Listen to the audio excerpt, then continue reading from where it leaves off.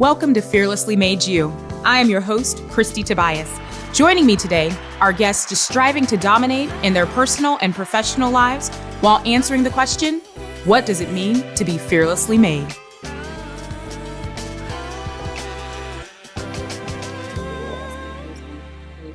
Okay, well, we got it. FNY, take two, Stacey Kostevicki. Yeah, thank you.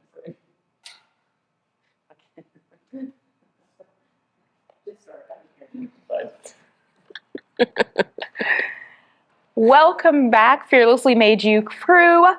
I am excited that we are on yet another episode of Fearlessly Made You, where I get to bring on yet another wonderful friend. But before we do that, just as the reminder, as y'all know, Fearlessly Made You is a spinoff of my book, Fearlessly Made You, and my journey with post-traumatic stress disorder, and really telling that story beyond just thinking about me, but thinking about the other people that are impacted by that story. It is why we have such wonderful partnerships, like with organizations like Dillard's, whose primary focus is not just styling me, but also supporting our community. That actually is going to bring us to one of our guests who is deeply embedded in supporting and partnering with our community. So today's guest, Stacey Kostevicki, is not only a dear friend of mine, but she's the executive director of Gulf Coast Kids House. She's someone who I've really admired because she's so vulnerable and authentic in her story and her journey. And honestly, she's just a great person to have around. So I am not going to talk all about Stacey. I want Stacey to talk about herself. So Stacey, welcome to Fearlessly Made You. Thank you very much. I am excited to have you here. I know we were chatting earlier just about our journey, but before we even get there, Stacey, why don't you talk to us about, the start of your story, like what's brought you to this place in your life? Yeah, well, I was in college. I was actually, right now I should be on an island somewhere writing a book or editing someone else's book. Maybe I'll edit your next one. I think it's a great idea. Yeah, I'm up for it. But I needed an elective, and I chose a nursing class that it had a very official name, but it was unofficially called Death and Dying. Oh. And so, it was a class where you had to journal, you had to volunteer, they assigned you a death date, you had to write your own obituary, you had to plan your own funeral. And through that, I started volunteering at a grief and loss counseling center in Tallahassee. I didn't do any of the counseling, but I did fundraising, and something just spoke to me, and I knew I needed to do something bigger with my life. I wanted to contribute. Yeah. With whatever I did, I wanted it to somehow contribute to a better world, because when you try to write your obituary as a 20-something-year-old, it's generally pretty selfish anyway. True. And I just knew that I didn't want my story to end there. So that started my whole journey into nonprofit organizations and just really making sure that where I work makes a difference. That is, first of all, did not know that part of your life, but also talk about the power in bringing something that could either be written off as, okay, whatever, and saying, no, there's purpose here and there's something I'm learning. I think one of the many reasons why I admire and respect Stacey is because you really thought through that and wanted that to be part of your life. Yeah, it was just, I'm so grateful that I had that opportunity, because I see so many people still struggling with what do I want to be when I grow up. Mm-hmm. And I want to be a difference maker. And that decision was made at an early age. So I'm so grateful that I had that opportunity. I love that. Well, and the cool thing about that is you absolutely are a difference maker in so many ways. And I had the opportunity to get involved with Gulf Coast Kids House through the corporate side of my company that I work with. But Stacey and I just kind of instantly connected. And I think I continue to be part of Gulf Coast Kids House, even living in Georgia now, because of how impactful Gulf Coast Kids House is to my story. So I'd love for y'all to learn a little bit about the story of Gulf Coast Kids House and what that means to Stacey. Yeah, it's a wonderful local organization. We're a child advocacy center. I'm sure you have one where you are in Georgia. Mm-hmm. It's a national model, but it was a way of reshaping the child welfare system for child abuse cases. Prior to Gulf Coast Kids House, if a child was brave enough to disclose that they were being abused, they would have to talk to 7 or 8 different professionals, from perhaps their teacher, the guidance counselor, police, Department of Children and Families, a doctor, a social worker, and they were having to repeat their story of trauma over and over again. So it was not only traumatizing the child more, exhausting the family more, but we weren't getting any good outcomes. The prosecution for these cases was about 20% because you can't tell the story the same way 7 or 8 times. And especially when prosecution is usually 2 to 3 years down the road back then. Yeah. Now we have it down to 12 months, but now at the kids' house, when a child does disclose somewhere that they're being abused, they come there, they receive support immediately from a family advocate. We record the interviews so that it's frozen in time and can be used to enhance the child's testimony, and it can be viewed by the investigators and other people in the process so the child doesn't have to repeat their story of trauma. We do the medical exam there. A big part of that medical exam is letting the child know that their body's okay. Yeah. We have 2 full-time prosecutors there with the state attorney's office, and we have mental health counselors. So it really is a whole system of care that wraps our arms around families during a really hard time. Oh, yeah. And there's so much power in that. I mean, you guys know my story, and as does Stacey, and that's really what connected me even deeper to being part of Gulf Coast Kids House. But as a child, and when you go through assault, abuse, rape, there's so much that is happening to you. That safety is so important. And it's interesting. I don't remember if I told you about the jury duty I had where it was actually a Gulf Coast Kids House case. No, they let you stay? It was before I was involved. Okay. It was, so I think month 2 of moving to Pensacola, Florida, I was summoned to jury duty because I popped up, oh, you're a Florida resident now. Escambia County. And I didn't connect the dots until well after being involved with Gulf Coast Kids House. So that was, February, March of 2014. And I don't think I started getting involved with Gulf Coast Kids House until probably later in that year, easy like October, I want to say. Yeah. So it came kind of full circle when I reflected on the videos and everything that we saw. Yes. And then was at Gulf Coast Kids House, and I was like, that was that room. And it just like came. So I probably is why I didn't mention it, because it was so powerful and emotional to think about, because it was a horrible case, as they all are, but terrible case. But it was so empowering to know this is why Gulf Coast Kids House is here. This is what we do. Yeah, I mean, if you walk up to our front door, there's a sign that said "Small Voices Heard Here," and I just love that because children are trusted, they're loved, they're supported there, Absolutely. And the caregivers. My God, no caregiver ever wants to be in that situation where something's happened to their child under their watch. Absolutely. So it's a very important organization, and I'm glad to be a part of it. Yeah, well, and it's, as the leader, you have so many people that are also depending on you to support and be the face of the organization. How has that kind of shaped the way you lead? Gosh, I like to think I'm a servant leader. I will plunge the toilets before I ask someone else to.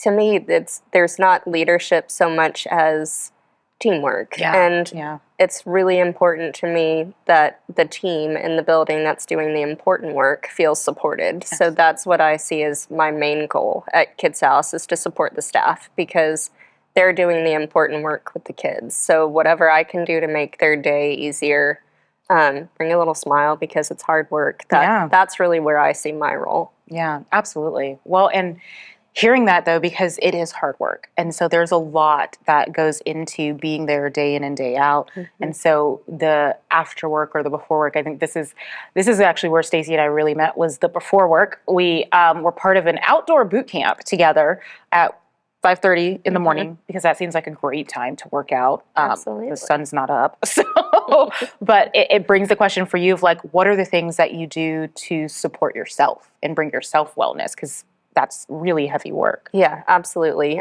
Fitness is still a huge part of it. I still get up at 5:30 and do exercise. I became a porch sitter during COVID. Yes. Yeah, so a little gardening, little watching the hummingbirds. I do a little bit of that in the evening as well. Being outside is very important to me. Absolutely. And, of course, mental health therapy. If anyone knows me, they know that everyone needs therapy.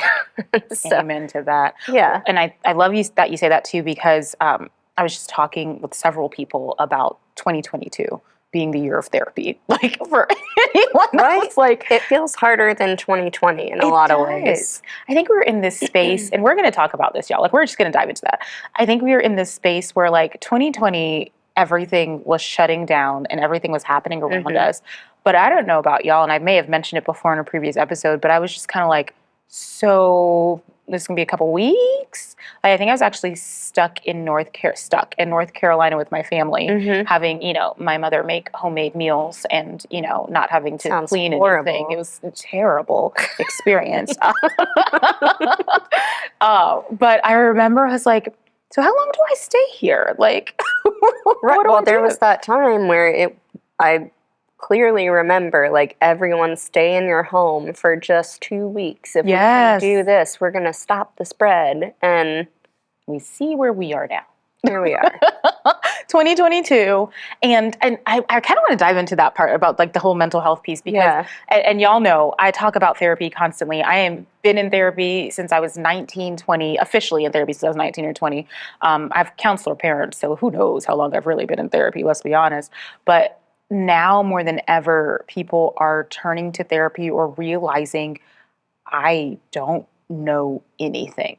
I don't know what to do. I'm just not in a healthy space. And people don't know how to people right now, which is just terrifying, but also truthful. Yeah. We're in that spot. So I'm just curious for you, like what you're seeing, in Gulf Coast Casinos and just overall for you too, like from a mental health perspective. I think one thing I'm seeing is, well, definitely in the field, you're seeing a lot of compassion fatigue. So, unfortunately, with therapists, they survived COVID and they survived their own personal hell while coming to work and hearing stories about sexual abuse trauma. Yes. So we had tremendous turnover with the mental health counseling at Kids House. People either left the field completely or they decided, like, I want to talk about marriage issues. That seems a lot more palatable than listening to sexual abuse trauma. So that's a trend that we're seeing, and we're still honestly fighting our way back from that. There's a huge mental health crisis in not only our community, but I think nationwide. Not enough resources, but I am seeing therapy being normalized. Yes. And absolutely. Vulnerability being normalized. Like people are talking about their feelings and acknowledging anxiety and acknowledging trauma and loss. And I do think that for better or worse, COVID elevated our compassion level, I think. Yeah. No, I'd agree with you. I think, and I love hearing your lens and perspective because I think a lot of people flippantly talk about the Great Resignation. And when you're in a field where there is truly a great resignation because of true fatigue, I get the opportunity to be in the healthcare field, but God, good Lord, the Great Resignation with specifically clinical staff, but we forget about everything else that's a trickle-down effect. Absolutely. And that is so powerful. I was watching, the social medias. Y'all got all sorts of stuff going on the social medias, let us be honest. But there was this one video that was, in Black culture, mental health is just a whole other conversation. I think it affects every culture, but Black male culture is where there's massive stigma around mental health. And it's very religious based, it is more so than medical. Yeah, like you go to God, He's got you. It's like, my faith is very important, but God put that counselor there for a reason, and you should talk to them.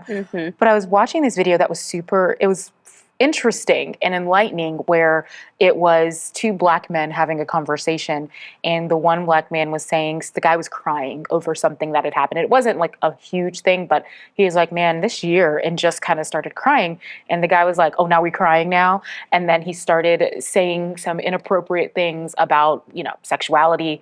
And the guy that was crying, and you can tell it's of course a staged video, but it was so honest. The guy was crying, looked at him, and he's like, so do you have an issue? Like, do we need to talk about it? Do we need to talk about some of the things that you're talking about now? Because maybe it's you that needs to go see some therapy. And he's like, I'm in therapy and I'm happy. And it was an interesting turnaround of that. Those are the conversations we need to start having and keep having. Like, let's not stigmatize someone for being honest about, I can't. Like, I really can't. And let's start to get to the root of it. Absolutely. And I mean, it's funny because I was thinking to myself, like, this is so weird that you're going on Fearlessly Made You and you have high functioning anxiety. Like, join the club. I'm scared of everything. Well, that is Fearlessly Made You in a nutshell. So it's funny because y'all know, like, for the crew, y'all know, like, or some of you may know, I've talked to you guys about behind the scenes. If you haven't watched the behind the scenes episode, watch the behind the scenes episode. But I talk about, like, we film multiple episodes in one sitting. I'm very honest about that, because we want to make sure that we're really getting some great voices, and there's nothing like being in the moment. But in part of that too, I always bring up the conversation where I'm having the one-on-one with y'all of, like, y'all, I don't have it all together. I do have anxiety. I've got my special pills that help support that anxiety getting out of control. But there's so much that we just have to be honest with ourselves about. And it is, of course, as y'all can tell, why I have Stacey on the show, because we can just talk. Like, we can just have these conversations and be honest, but also vulnerable enough to know we know where we are at. Everyone else is sitting here too. And it's a scary place to be sometimes. Yeah, you have to make space for it. And I think one thing that was helpful for me, because when you're high functioning anxiety, you are too busy doing things and worrying about things to think, am I okay? And it was so important to have my sister, of all people. She's a pharmacist, and we're very anti-drug as a rule. Yeah. And she's like, you need to go on some medicine. Yeah. So, like, having those people in your life that can hold up the mirror and say, like, you're not okay. I know that you think you're okay, but you need some support in this other way, was so helpful. And I think we need to be that for each other. Oh, I love that. I think there's so much value in that. And it kind of brings up the conversation for you too of who is your support system. So, in the book Fearlessly Made You, I talk about your Check Yourself crew. But I always love to know, like, for other people, like, who's got your back? Who are the people behind the scenes with you, helping uplift you beyond just 2022, but just in life in general? Like, who's your support system, and what does that look like? I'm so lucky. I have an incredible relationship with my sister, incredible husband, so they're super helpful. And Good old George. Yeah, good old George. He's really we excellent. love George. Yeah. But I actually met some women in boot camp, and they are my best friends. And we say all the time how lucky we are to have found each other, because it's hard to find your crew as it gets later in life. Yes. And I'm an old soul, so I'm a lot younger than them. But they truly are just... During the pandemic, we walked every day, and every day it was a new vulnerability, and we were talking through that. And it was just so funny because we would walk like 6 feet apart originally, and then we'd wear masks outdoors too, and we had to have a weekly phone call because we were just going nuts with the physical isolation. But I love that. Well, and for those of you that are, like, sitting here like, okay, we're past that deep isolation part of the pandemic, I'm good. Don't be good. Like, remember your crew. If you had people that you were connecting with during the heart of isolation, and you're maybe have fallen apart from them, not in a bad way per se, but just life is back to normal and busy. Yeah, don't forget about them. Like, reach out. That's my challenge to you all today. Like, reach back out to those people and see how they're doing, but also reconnect, because I think you said something really important. The older you get in life, there is this, like, it's not an inability, but life is busy. Yeah, it's a challenge to make friends. So I love that you were able to do that. And so as you kind of think about that with that support system, how has that helped you, whether it's shifting through and navigating this new world personally and professionally? Like, how has that really helped and supported you? It's just great to have a sounding board and people that have, as I've gotten older too, I have less space for people that don't have the same values that I do. Amen to that. Yeah. We were just talking about that before this wonderful time we're having together. We were just chatting about people in our lives. Yeah. I mean, that's the biggest thing, is if your values don't align, like if you don't want to be a kind human, if you hate any segment of the population, I just don't have space for you anymore. And I forget what the original question was, but I think too, but that being was good. with like-minded folks has just been so supportive. But they're also not afraid to call you out on your shit. Yes. And you have to be willing to be called out on your shit. Which, yeah, a lot of people cannot take feedback or criticism. So I'd say that everyone should have been an English major, because in creative writing, you had to write and then you had to read it to the class, and the whole class critiqued it. And so you got very good at listening to criticism and not taking it personally and learning to improve by it. And I just think we should do some more of that in adulthood, perhaps. Oh my goodness, I agree. And I think to that point too, it's the honesty and consistency in the people that you value that are able to have those conversations with you, because like if you're having this conversation with me, it's not just to like, well, I'm just going to throw this out at you because I haven't been in a space to say it before, but I am now. It's like, no, like this person cares about you and they value who you are as a human. Yeah. They want you to grow and they want you to develop. Yeah. And it's that group too, we're all vulnerable with our experiences, our emotions, and just put it out there. Yeah. I think it's the early morning hours too. It must be. There's a lot of just like, well, we're here. We're all here together. I mean, there's a certain breed that will get up that early, and I do find like the early birds you just have a special connection with them. That is very true. Well, and thinking about that too, I think there's what you're saying is so true about the people you value and that tightness of the circle of those people. Have you found too, as we're, kind of walking around this, but like getting to the heart of it, as you've released people, are you reflecting back on what purpose and function they had in your life before and why they stayed? Absolutely. Yeah. And I mean, everyone that has come into my life or has left my life has served a purpose and has provided great memories, great learning experiences. But it's interesting when you reflect back and you're like, well, what was it that we were doing at that point? Yeah. How did you get here in my life? Yeah, and recently I met someone and she seemed like a really fun girl. I actually just left a luncheon and the speaker said, if you want to be successful, hang out with successful people. And this person seemed really fun, really wanted to get to know her better, but I knew her lifestyle was very different and I just chose not to pursue it. Yeah. And I don't know if that makes me a jerk or makes me an introvert, but it was just one of those things where it's like, I'm not in that season of my life anymore. Yes. And so I don't know. It was interesting. I think you said it beautifully, is the season you're in your life. There was, I was talking recently about like a season of discernment. And when we're in those seasons, I think we question a lot of things and their motive and the intentionality. And it sounds like you made an intentional choice. Yeah. Based on your current season. Yeah. That makes sense. Yeah. And there's a wonderful podcast that I need to mention just because it was so helpful through the pandemic. Well, I always love good podcasts. Clearly. Yeah, it is kind of faithful, but it's Kate Bowler, Everything Happens, and she went to the School of Divinity, and I call it the Death and Dying podcast. I've tried to turn my friends onto it, but I'm like the only one in my circle that is comfortable diving into that kind of territory. But it's amazing, and it talks through just there's no cure for being human.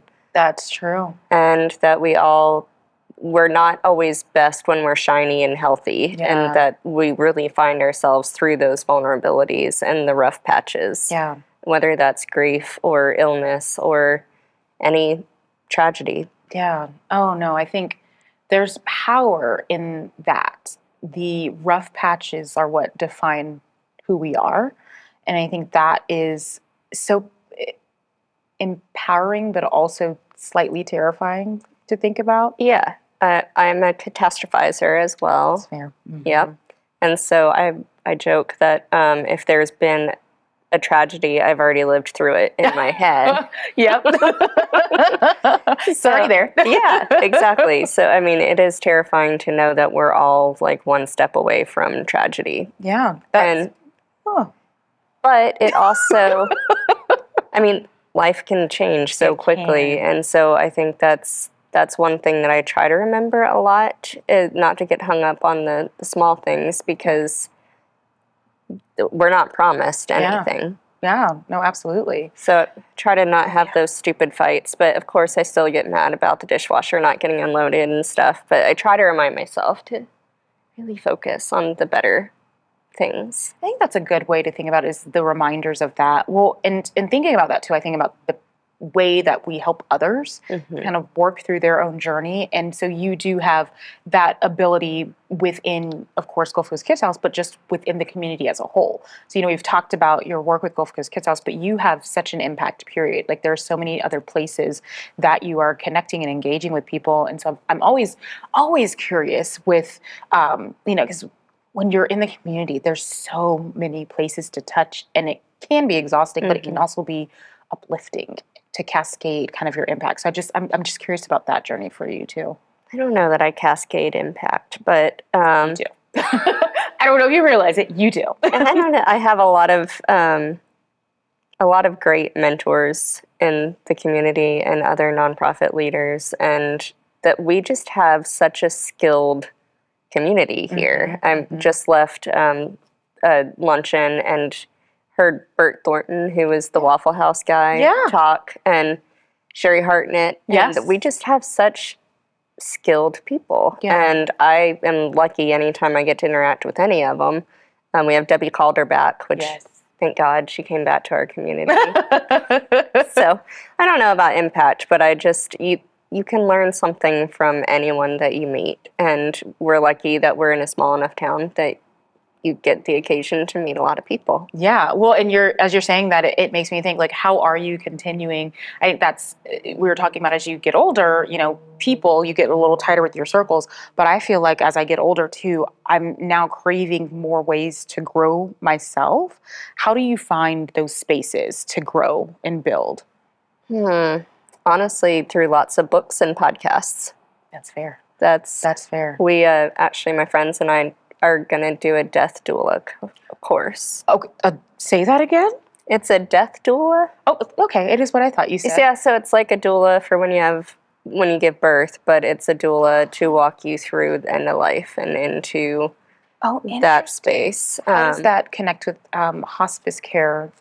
I'm not sure. Okay. So we all just were on a trip, and they mentioned, like, I heard this podcast on a death doula, and I stopped her immediately. I said, I want to do that. Yeah. And she said, well, let's take the course. So that's, I think podcasts have opened a whole new world to me. I agree. It's interesting. Someone told me that originally, so with podcasts, they originally started out, there was a much stronger presence of specifically white businessmen in podcasts. And then as it's grown, we have seen that space being opened up now so more than ever for women, Black women, Black and brown people. But then also what I also heard was TikTok was originally supposed to be kind of a version, not of podcasting, but of supporting knowledge sharing. Believe it or not. I know. Fun facts. That I had a friend that talked to me about this, and I was like, no. And I went and looked back at a little bit of the history, and it was not originally supposed to be what it is now, which is someone stealing a dance craze and trying to make it their own and become viral. Like, there was a lot of history lessons. Yeah.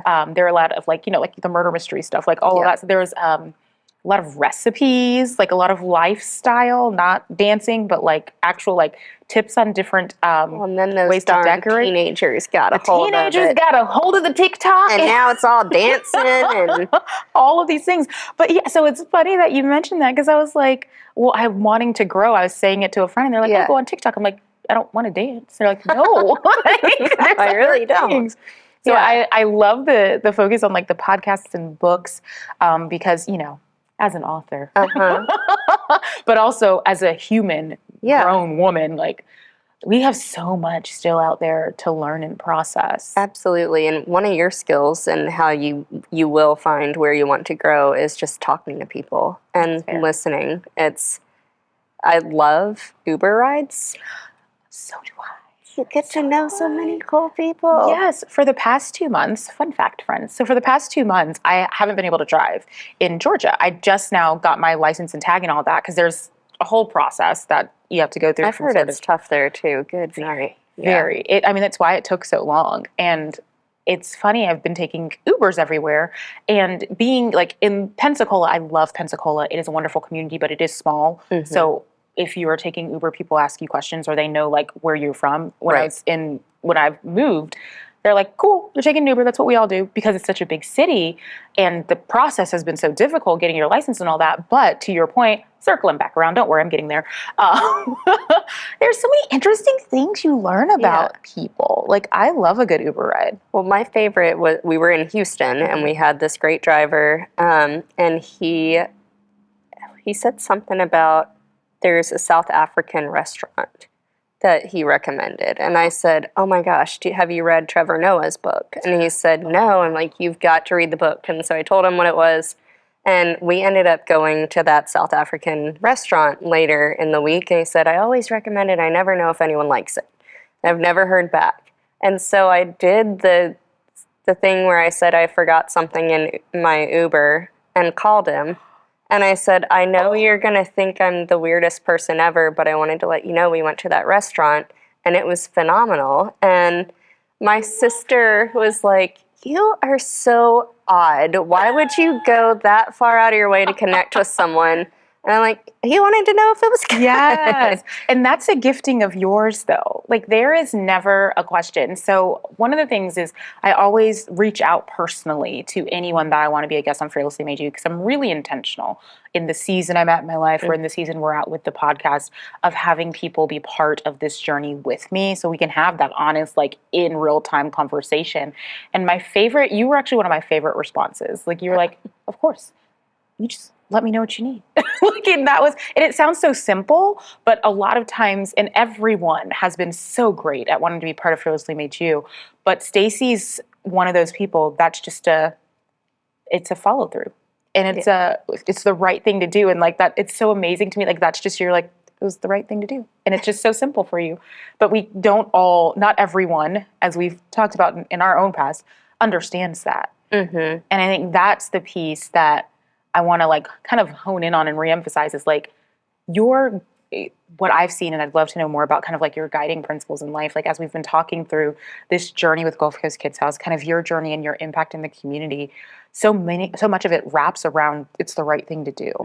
And I love that about you. And this is for my own knowledge, y'all. I would love to know other guiding principles, because part of Fearlessly Made You, we want to talk about, what are things that you would share with people. So I want to know, like, what are some other things, guiding principles, things that you want, like knowledge nuggets for people to understand about your journey, about why it's so important to kind of focus on whether it's doing the right thing, bringing value, or having people around you that bring value. I mean, I think my guiding principles are just honesty, accountability, kindness, and being vulnerable. Like, none of us are perfect. No. And we all do better with little pieces of each other.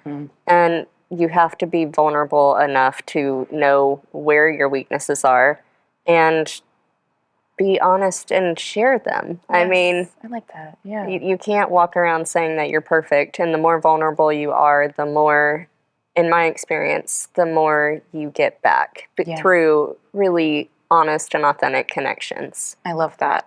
So thinking about that, it brings me to the question of like, when you're vulnerable, you also, we talk about Fearlessly Made You is not being without fear, but not allowing that fear to own you. And that takes a lot of vulnerability and honesty. How do you live out that journey? So not allowing the fear or the catastrophizing own you. I think probably just through relationships. I mean, that's one area that I will always be vulnerable. I will be fearless in my relationships with people. But that's everything else I freak out about. Let's just be honest. Like I'm gonna worry and stay up all night about really stupid things. But if I'm gonna have a relationship with you, it's gonna be completely authentic. I love that. When you think about the relationships you've built now versus, 10 years ago, what's the defining difference now? I think compassion. That's a lot of, when you're younger, a lot of your relationships are kind of situational or geographical or people that you work with maybe. It's more about circumstance than it is about the soul that's inside your friend. And so I think that's really what has changed is you have the situational friendships that you kind of grow out of, and then you have the deeper impact ones.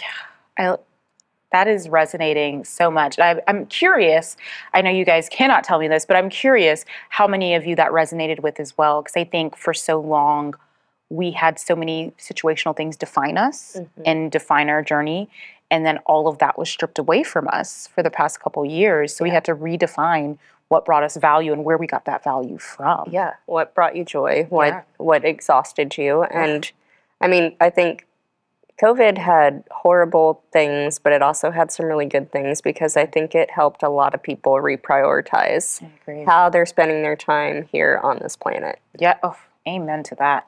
Well, I think the cool thing is and it's why I love spending time with Stacey, is she really helps bring some truthful grounding, and in the best possible way. Like, there's no beating around the bush for Stacey. It's just like kind of going straight to the point, which I love, which is fabulous.